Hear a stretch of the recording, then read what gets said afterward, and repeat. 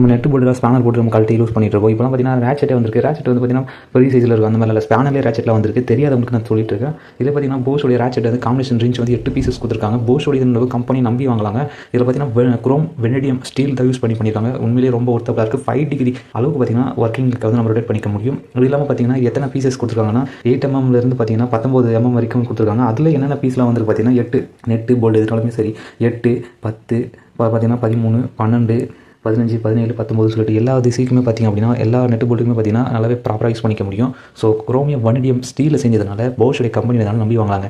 இப்போ தான் அன்பாக்சிங் பண்ணி உங்களுக்கு ஒன்று காட்டிகிட்டு இருக்கேன் பாருங்களேன். எப்படி இருக்குது பாருங்கள், அழகாக இருக்குது பாருங்கள். நல்லாவே க்ரீன் கலரில் கொடுத்துருக்காங்க. சும்மா க்ரீன் கலர் நேச்சுரல் வேறு இருக்குது. ஸோ இதோட ப்ரைஸ் வந்து பார்த்திங்கன்னா 2600 அமேசானில் இருக்குது. ஸோ அதோட லிங்க் வந்து பார்த்திங்கன்னா நான் டிஸ்கிரிப்ஷனில் கொடுக்குறேன், ட்ரை பண்ணி பாருங்கள். உண்மையிலேயே வந்து நல்லா இருக்குன்னு சொல்லலாம். நீங்கள் ரொம்ப வந்துட்டு ஃபேனெல்லாம் போட்டு கஷ்டப்பட்டு இருந்தீங்க அப்படின்னா கண்டிப்பாக யூஸ் பண்ணிக்கலாம். மெக்கானிக் மட்டும் தான் யூஸ் பண்ணணும் கிடையாது. நிறைய பேர் வந்து வீட்டிலுமே பார்த்திங்கன்னா அதிகமாக தேவைப்படக்கூடிய மெட்டீரியலாக கூட இது இருக்குன்னு சொல்லலாம்.